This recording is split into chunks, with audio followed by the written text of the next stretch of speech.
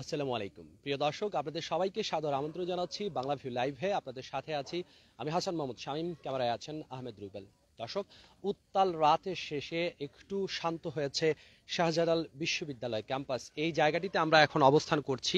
শাহজালাল বিজ্ঞান ও প্রযুক্তি বিশ্ববিদ্যালয় গত 12 দিন ধরে আসলে এই জায়গাটি আসলে মূল আলোচনাতে ছিল। তবে 12 দিনের যে উত্তাল সময়, সেই সময়টুকু কাটিয়ে এখন পরিবেশ অনেকটাই শান্ত। আজকের দিনে যেটি হয়েছে, প্রফেসর ডক্টর মোহাম্মদ জাফর ইকবাল তিনি এসেছিলেন। আসার পর আসলে এই জায়গাটিতে যারা আন্দোলনরত শিক্ষার্থীরা ছিলেন তারা আজকে অনশন ভেঙেছেন। প্রায় 160 ঘন্টার উপরে অনশনে থাকার পর তারা কিন্তু অনশন প্রক্রিয়া থেকে সরে এসেছেন। এবং অন্যান্য গত কয়েকদিন ধরেই আমরা সংবাদকর্মীরা এই জায়গাটিতে ছিলাম এবং এই জায়গার যে পরিবেশটি ছিল সেটার সাথে কিন্তু আজকের পরিবেশটা অনেকটাই ভিন্ন, পুরোপুরি শান্ত স্তব্ধ। যদিও যারা বিশ্ববিদ্যালয়ে যে আন্দোলনের সূত্রপাত হয়েছে, যে আন্দোলনের অগ্রভাগে যারা ছিলেন তারা সবাই কিন্তু বলেছেন তারা তাদের আন্দোলন থামাননি, আন্দোলন জায়গাতেই আছে। শুধুমাত্র যারা অনশন করেছিলেন তারা তাদের অনশন থেকে সরে এসেছেন। তবে যেভাবে আসলে প্রতিদিনের মতোই আসলে যেটি ছিল, একদমই আমরা গত কয়েকদিন ধরে দেখছিলাম ভিসি বাংলোর যে ঠিক সামনে যে জায়গাটি যেখানে আসলে পুলিশি প্রহরা আছে সেটি এখনো বলবৎ আছে। এবং আজকে আসলে আপনাদেরকে সেই দৃশ্যটি দেখানোর জন্যই মূলত আমরা এই জায়গাটিতে একত্রিত হয়েছি। উত্তাল মিছিল, মিটিং, স্লোগানে ভরপুর সাবি ভিসি অধ্যাপক ফরিদুদ্দিন আহমেদের যে বাসভবন, সেই বাসভবনের ঠিক সামনের অংশ। আজকে যখন আসলে এই যে অনশন প্রক্রিয়া সেটি সমাপ্ত হওয়ার পর অনেকেই আসলে অনেক ধরনের স্বস্তি প্রকাশ করেছেন। বিশেষ করে সিলেটের মানুষজন, এই শান্তিপ্রিয় জনপদের মানুষজন কিন্তু এই ব্যাপারটি নিয়ে অনেক ভাবছিলেন। অনেকেই সামাজিক যোগাযোগ মাধ্যমে অনেক ধরনের কথাবার্তা বলেছেন। এবং সবশেষে যে বাজিমাত হয়েছে সেই বাজিমাত করেছেন মোহাম্মদ জাফর ইকবাল, কল্পবিজ্ঞান লেখক, সুসাহিত্যিক হুমায়ুন আহমেদ, যিনি একসময় বাংলাদেশের শ্রেষ্ঠ উপন্যাসিক ছিলেন। সেই হুমায়ুন আহমেদের ছোট ভাই মোহাম্মদ জাফর ইকবাল। এবং তার মাধ্যমে আজকে আসলে এই জায়গাটিতে যে অনশন প্রক্রিয়া চলছিল সেটির সমাধান হয়েছে। এবং এখনো পর্যন্ত যে ব্যাটগুলো আছে, যে সামানাগুলো আছে যেগুলো ধারণ করে আসলে শীতের রাতে এই জায়গাটিতে অনশন করেছেন শিক্ষার্থীরা, সেগুলো কিন্তু এখনো পর্যন্ত এই জায়গাটিতে আছে এবং সেগুলো সরিয়ে নেওয়ার প্রক্রিয়া চলছিল। তবে এখন কিন্তু আমরা দেখতে পাচ্ছি যে এই যে বালিশ বা যে শীতের বস্ত্রগুলো ছিল সেগুলো জায়গাতেই রাখা আছে।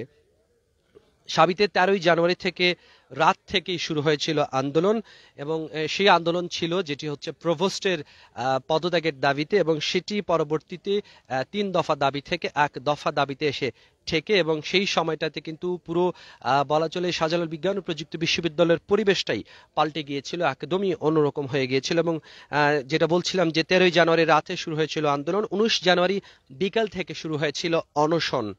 এবং অবশেষে আজকে বুধবার 26 জানুয়ারি প্রায় 163 ঘন্টা পর অনশন ভেঙেছেন শিক্ষার্থীরা। এবং এই জায়গাটিতে অবস্থানরত শিক্ষার্থীরা তারা কিন্তু ক্যাম্পাসেই আছেন। আমরা যেটা দেখছিলাম যে ক্যাম্পাসের যে গোল চত্বরটি আছে সেই গোল চত্বরে তারা বসে অনেকেই গান করছিলেন এবং মিটিং হচ্ছিল। এবং আজকেও কিন্তু শিক্ষামন্ত্রী ডক্টর দীপু মনির সাথে ভার্চুয়ালি মিটিং হয়েছে। এবং এবং সেই মিটিংয়েও কিন্তু উল্লেখযোগ্যভাবে আলোচনার মাধ্যমে কিভাবে আসলে সেই যে সংকট, যেহেতু আন্দোলন এখনো চলছে, সেই সংকটটি নিরসন করা যায় সেটা নিয়েও আলোচনা হয়েছে।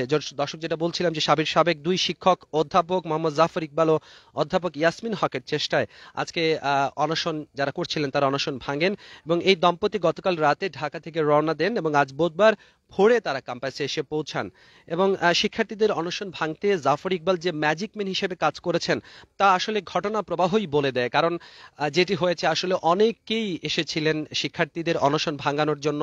শিক্ষকরা এসেছিলেন, শিক্ষক সমিতির নেতৃবৃন্দ এসেছিলেন, রাজনৈতিক নেতৃবৃন্দরা এসেছিলেন এবং অনেকভাবেই কিন্তু আলোচনা হয়েছে। এবং সেই আলোচনার মাধ্যমেই মূলত এই সমাধানটুকু আপাতত সমাধান হয়েছে। শিক্ষার্থীরা 7 দিন অনশন চালিয়েছিলেন এই জায়গাটিতেই। এবং সেই অনশন ভাঙাতে, আন্দোলন থামাতে অনেকে অনেকভাবে চেষ্টা করেছেন, কিন্তু শেষ পর্যন্ত সফল হয়েছিলেন মোহাম্মদ জাফর ইকবাল। শিক্ষামন্ত্রী ডক্টর দীপুমনি কয়েক দফার আলোচনার টেবিলে বসতে আহ্বান জানিয়েছিলেন, কিন্তু এবার তিনি ফোন কলে কথাবার্তা বলেছেন, ভিডিও কলে কথাবার্তা বলেছেন। যদিও সাবিদের শিক্ষার্থীদের যে মূল যে আন্দোলন, তারা যে মূল যেটি দাবি, তারা সেই দাবি কিন্তু এখনো তাদের পূরণ হয়নি। এবং আজকে আপনাদের এই মুহূর্তে আসলে যে খবরটি দিতে চাই, সাবির যে আন্দোলন ছিল সেই আন্দোলনে অর্থ যোগান দেওয়ার অপরাধে 5 জনকে আটক করেছিল সিআইডি। তবে যেই 5 জন সিআইডি আটক করেছিল পরবর্তীতে তাদেরকে জালালাবাদ থানাতে হস্তান্তর করা হয়, তারা কিন্তু জামিন পেয়েছেন।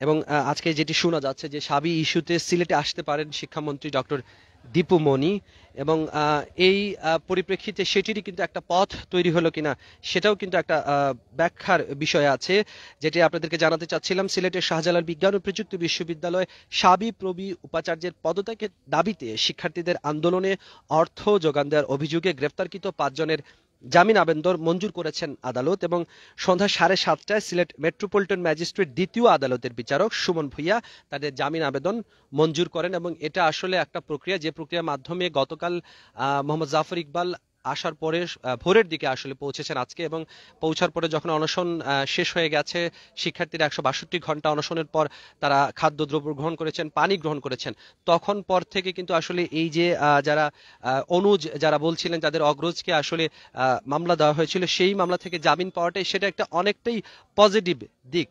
দর্শক, এই সম্পর্কিত প্রতিবেদন যেটি সেখানে লেখা আছে যে সিলেট মহানগর পুলিশের অতিরিক্ত উপকমিশনার বিএম আশরাফুল্লাহ তাহের এই বিষয়টি নিশ্চিত করেছেন, এবং এর আগে গত 24 এবং 25 জানুয়ারি ঢাকার বিভিন্ন স্থানে অভিযান চালিয়ে এই 5 জনকে গ্রেফতার করেছিল পুলিশের অপরাধ তদন্ত বিভাগের একটি দল, এবং পরে মঙ্গলবার বিকেলে তাদেরকে সিলেট নিয়ে এসে জিজ্ঞাসাবাদ করা হয়।